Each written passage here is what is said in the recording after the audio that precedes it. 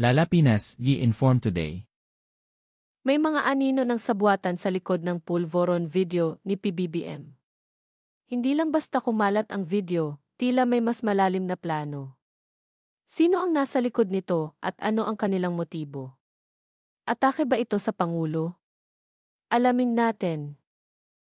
So mga 1 hour na silang nandun sa restaurant nag-uusap bago po kami dumating ni Attorney Vic and ni Pam.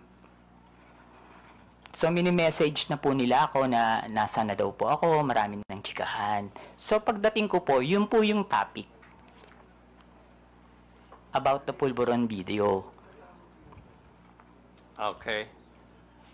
Sinabi mo rin sa iyong affidavit, Pebbles, na walang pinakitang picture si Atty.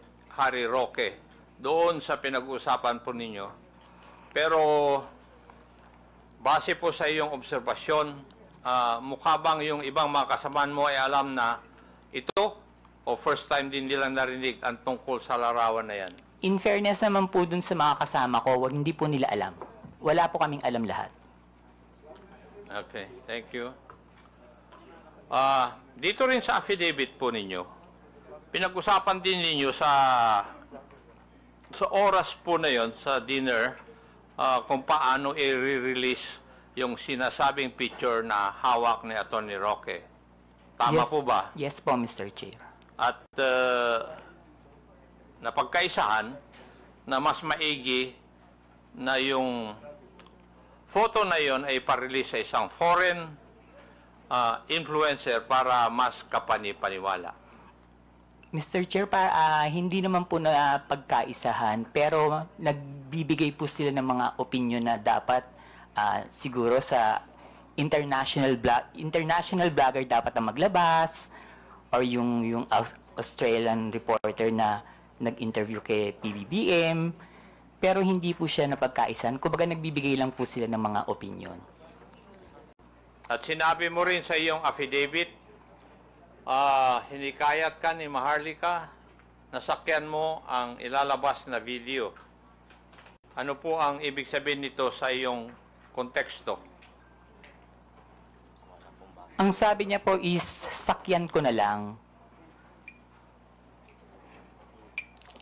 Kasi po, ang sinasabi ko po sa kanya is, nakakainis kayo, bakit kayo may kopya?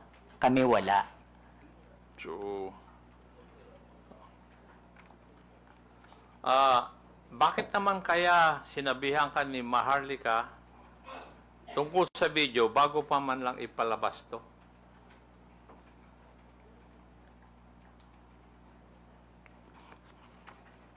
Hindi ko po alam, Mr. Chair.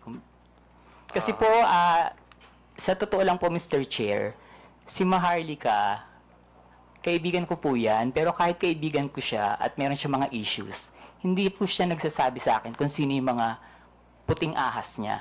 At hindi rin naman po ako nagtatanong. May ipapakita akong video. Paki-plus po yung video na sinubmit ni Pebbles bilang Annex B ng kanyang affidavit, COMSEC. Ito po ba yung video na pinag-uusapan po natin na Pebbles? Yes po, Mr. Chair. At yan din ang video na pinadala sa iyo ni Maharlika noong July 22? Yes po, Mr. Chair. Ito rin po ba ang tinaguriang pulburon video? Yes po, Mr. Chair. Pwede po bang ipaliwanag nyo sa akin? Ano po bang sinasabi o nakikita dito sa video na ito? Naggumagamit po ang presidente ng droga. Okay. Meron din dito sa iyong affidavit. Binanggit mo yung isang raw version at yung enhanced version. Pakipaliwanag po sa amin. Ano po ang ibig sabihin nito sa iyong affidavit? Yung raw version po kasi, kapag tiningnan nyo, hindi nyo siya masasabi na kahit na hindi po siya talaga, hindi nyo rin po talaga masasabi na si PBBM.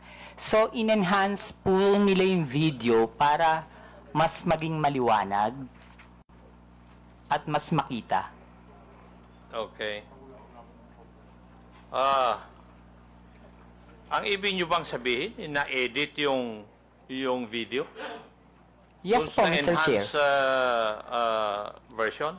Maski po yung raw video, hindi po ako naniniwala na si PBBM yan. Ano po yung inyong basihan? Kasi Chairman, po, Mr. Chairman, ganay. Pwede pakiulit yung sinabi mo kanina, Miss Kunanan? alin po, Mr. Chair? Yung indisi, ano yun? Sino yun? Sa raw at saka enhanced version? Hindi po si PBBM yan. Indisi. PBBM, hindi po yan yung presidente. Thank you, Mr. Chairman. Ano po yung basihan po ninyo, Pebbles? Kasi po, Mr. Chair, hindi naman po talaga yun yung mukha ni PBBM. Noon ko po pa kasi siya kilala. And kung yung edad niya that time, kung titingnan po mabuti yung nasa video, kung 30 plus pa lang siya or 40, parang wala pa po yatang cellphone nun. Mhm. Okay. So, sa tingin mo, Pebbles, merong sinadyang alteration sa video upang manipulahin at ang itsura ng taong nasa eksena. Yes po, Mr. Chair. Yun. Ibig sabihin, lumalabas na planado ang pagpapakalat ng video para makapanira kay PBBM. Tama po. Yes po, Mr. Chair. At ayon sa iyo, si Harry Roque ang may pakanan dito. Yes po, Mr. Chair. Pero hindi lamang si Atty. Roque ang high official na nasa meeting na 'yon. Tama po ba? Yung sa Hong Kong po, Mr. Chair. Yes. Politician po ba? Yes po, Mr. Chair. Yes. Okay. Huling katanungan, Pebbles. At sana masagot mo ito. Bakit ka nagsasalita ngayon at bakit ka pumirma ng isang affidavit? Para itama po ang mali.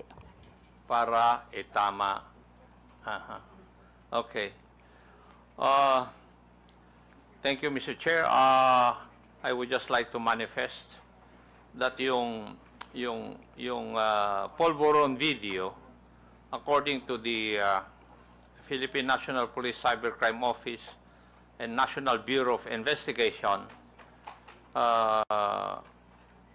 which have conducted a video spectral analysis, and these officers concluded that the tragic nuts and anti-tragus or parts of the ear of the man in the video did not match those of the PBBM.